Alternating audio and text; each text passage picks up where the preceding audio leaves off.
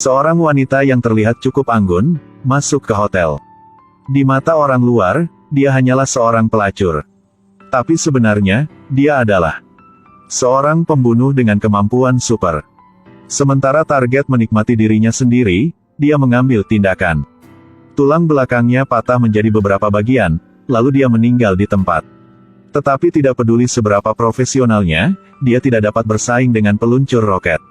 Pembunuh wanita itu meninggal tepat setelah tembakan atasannya. Penembak utamanya adalah Madame M, penyelenggara perusahaan pembunuh nomor 1 di dunia. Bawahan elitnya tidak bisa jatuh ke tangan polisi. Jadi dia bertekad untuk melatih pembunuh baru. Gadis-gadis cantik dari seluruh dunia. Meskipun baru berusia 13 tahun, semua orang percaya pada seni bela diri. Di mata Madame M, mereka semua adalah benih pembunuh masa depan. Gadis-gadis itu dibawa ke zodiak yang jauh dari benua. Mereka akan dilatih dengan cara yang paling ketat dan disiplin di sini. Ini tidak seperti tidak ada yang akan melarikan diri. Disinilah kamera ada di mana-mana dan ada pertahanan yang tebal. Mereka yang melarikan diri pada akhirnya gagal. Melihat akhir dari mereka yang melarikan diri, sisanya menyerah pada pemikiran itu. Satu-satunya hal yang dapat mereka lakukan adalah mengertakkan gigi dan bertahan, lulus sesi pelatihan. Waktu berlalu dengan cepat, dalam sekejap 6 tahun telah berlalu. Gadis-gadis tangguh ini telah tumbuh dewasa. Mereka mempelajari keterampilan bertarung terbaik, keterampilan meretas, dan penyamaran. Tidak hanya itu, mereka juga memahami struktur tubuh manusia, dan mahir menggunakan amunisi. Dan cara paling menarik untuk merayu pria. Ini semua adalah hal yang harus mereka pegang di telapak tangan mereka. Akhirnya tibalah hari survei hasil pelatihan. Hutan ini yang dulunya adalah tempat latihan sekarang menjadi medan perang. Ada banyak tentara bayaran yang menyergap di sana, dan menyelinap ke arah mereka kapan saja. Mereka harus menggunakan keterampilan melarikan diri yang dipelajari dalam 6 tahun terakhir. Untuk membunuh semua tentara bayaran ini. Karena di sini jika mereka tidak membunuh orang lain, mereka akan dibunuh, mereka tidak punya pilihan. Pertama kali melihat seseorang mati di depanku. Charlene kaget, dia tidak bisa menerima cara bertahan hidup seperti itu. Tidak seperti Charlene, beberapa orang menikmati kesenangan membunuh. Karena mereka pikir itulah satu-satunya cara untuk membuktikan nilai mereka. Bahkan diam-diam membuat senjata, menunggu kesempatan datang. Seperti yang diharapkan, prediksinya tidak salah. Putaran survei berikutnya dimulai. Suara tembakan yang tiba-tiba membangunkan semua gadis. Madame M memberikan kues dalam waktu 2 menit. Gadis-gadis harus membunuh seseorang dan mengeluarkan mereka dari ruangan. Jika mereka tidak membunuh siapapun dalam waktu yang ditentukan, orang itu akan ditembak mati. Dihadapkan dengan teman-teman yang telah bersama selama 6 tahun, mereka ragu-ragu. Tapi Jing membuka pintu untuk menyerang gadis lain. Yang lain tidak bisa duduk diam, karena sekarang mereka harus melindungi diri mereka sendiri. Untuk menyelesaikan tugas, tidak ada yang menahan. Hanya dalam 2 menit, tangisan menyedihkan memenuhi ruangan. 2 menit berakhir, hanya setengah dari orang yang tersisa. Madame M sangat puas dengan ekspresi mereka, jadi dia terus memberikan tugas. Mereka masing-masing menggambar nomor. Nomor 1 melawan nomor 2, sampai lawan mati. Yang selamat akan bertarung dengan nomor 3, 4. Pemenangnya akan bertarung dengan nomor 5, 6, 7. Sama seperti itu, jumlah orang yang bergabung dalam pertempuran nanti. Tapi di setiap pertandingan hanya 1 orang yang bertahan sampai akhir. Itu juga berarti siapapun yang menarik jumlah yang lebih besar, memiliki peluang lebih besar untuk menang. Satu-satunya pilihan mereka. Ini senjata di atas meja. Charlene karena melindungi sahabatnya, Kat. Jadi nomor 1 ditarik ke dalam sangkar besi. Dulu berteman baik selama 6 tahun, tapi sekarang harus menjadi musuh. Tekad untuk bertahan hidup membuat Charlene bekerja keras untuk mengatasinya. Setelah bertarung sebentar, berkat kekuatan superiornya, dia memasuki pertarungan dengan 5, 6, 7. Kecuali Kat, semua orang saling menatap. Meskipun Charlene kelelahan, dia masih bisa melawan. Tunggu Kat masuk. Melihat sahabatku yang kelelahan Kat sangat menyedihkan. Pertandingan 2-3 ini harus mereka menangkan. Lawan mereka, Jing tidak menyerah pada trik. Hilangkan dulu rekan setiamu. Jika sudah pertarungan 2-2, maka masing-masing dari mereka harus berurusan dengan satu lawan. Pedangnya tidak sengaja, pemandangan di sana sangat menyedihkan. Kat tidak bisa melawan lawannya, jadi dia dikendalikan oleh Jing. Saat berbahaya, Charlene menyelamatkan. Meskipun staminanya terkuras, Charlene masih mengalahkan Jing. Kat yang diserang oleh Charlene juga tidak terluka ringan.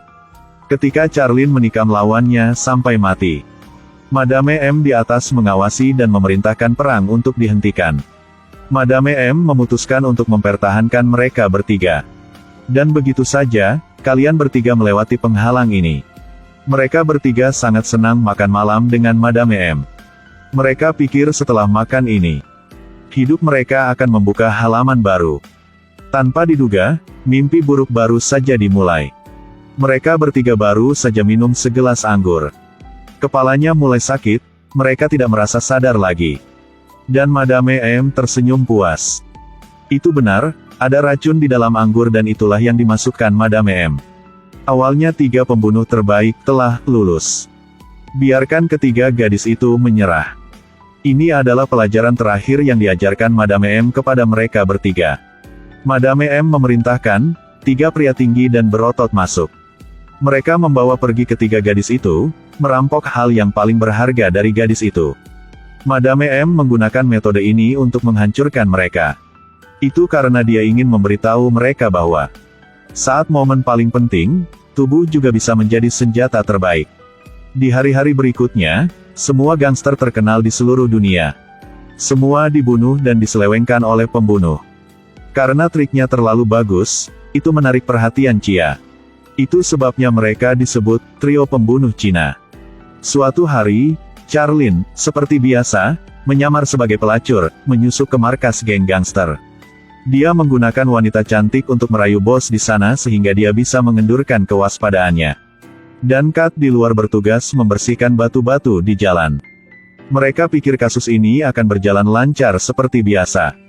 Tanpa diduga, ketika Charlene mengambil tindakan, dia tahu. Semuanya adalah jebakan yang dia siapkan. Melihat bawahan bergegas masuk dengan senjata, Charlene juga tidak menyerah untuk mati. Sambil memblokir peluru dan menyerang bos itu. Berkat kekuatan tempur manusia supernya, Charlene lolos dari hujan peluru. Tapi penjaga di luar tidak berhenti menyerang. Ketika Charlene dikepung, tidak ada jalan kembali. Kat muncul, melompat dari atap untuk menyelamatkan Charlene. Di tengah hujan, keduanya berpelukan setelah pertempuran hidup dan mati tadi. Jack adalah polisi Chia. Selama 5 tahun terakhir dia mencari keberadaan Madame M. Sejak dia melihat Madame M membunuh orang dengan matanya sendiri. Kelompok pembunuh ini seperti anonim besok. Namun, kasus gadis hilang terjadi terus-menerus di mana-mana. Jadi Jack memperkirakan Madame M sedang mengembangkan tim pembunuh elit lainnya. 6 tahun kemudian, frekuensi kejahatan trio pembunuhan terlalu besar. Bisa juga aksi dari pembunuh bayaran teratas yang dibina oleh Madame M. Di kamar mayat, Jack menemukan tubuh bos. Ada noda darah yang bukan miliknya. Setelah menguji DNA, mereka menemukan itu adalah darah seorang gadis kecil.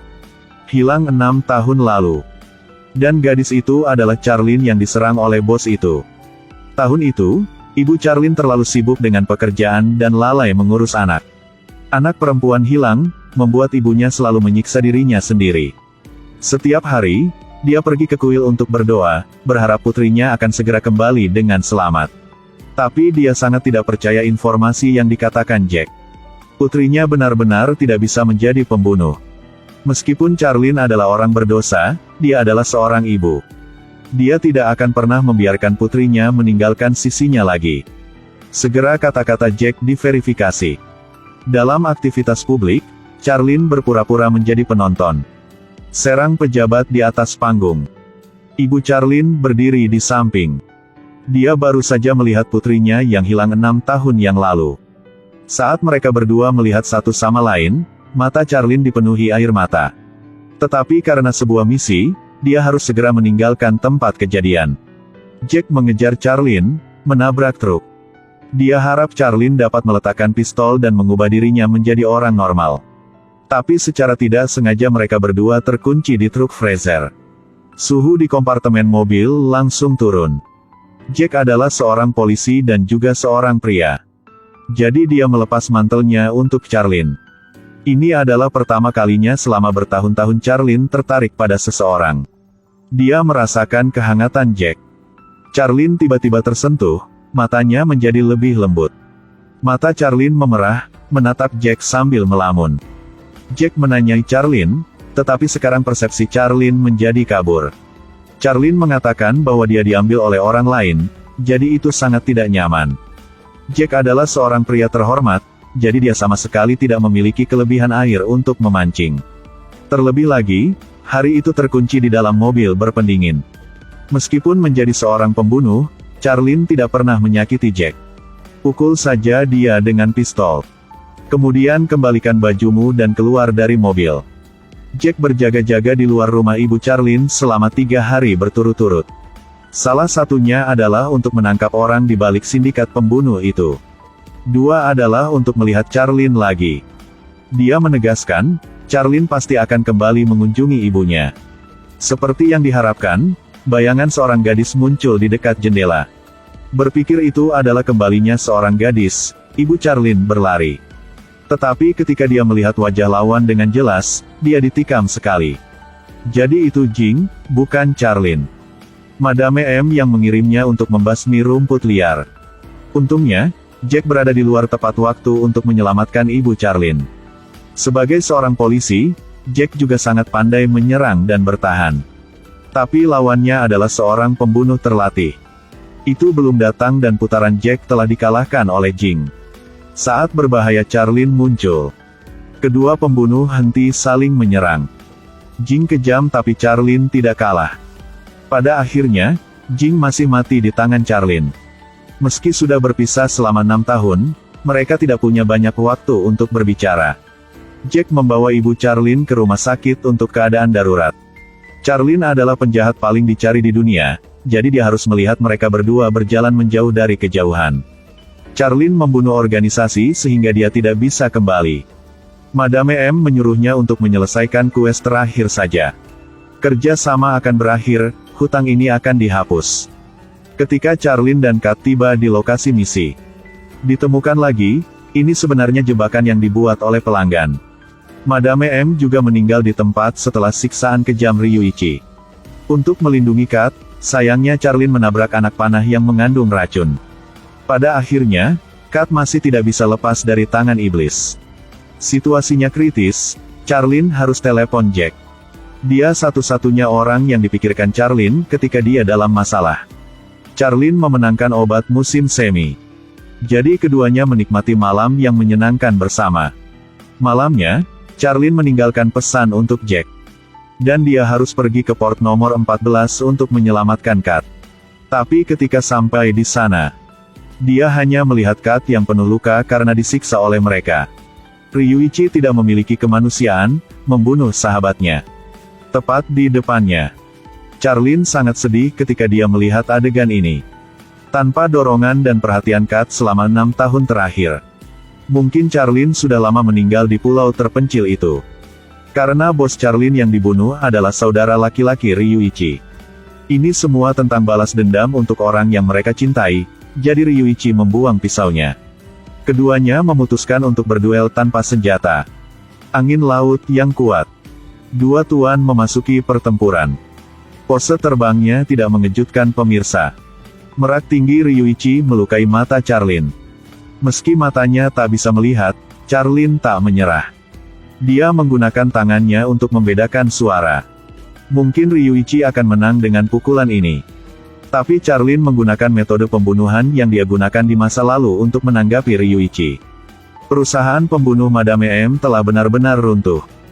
Jack juga bersiap untuk kembali ke AS. Setelah mengucapkan selamat tinggal kepada ibu Charlene, dia pergi ke kuil untuk meminta heksagram.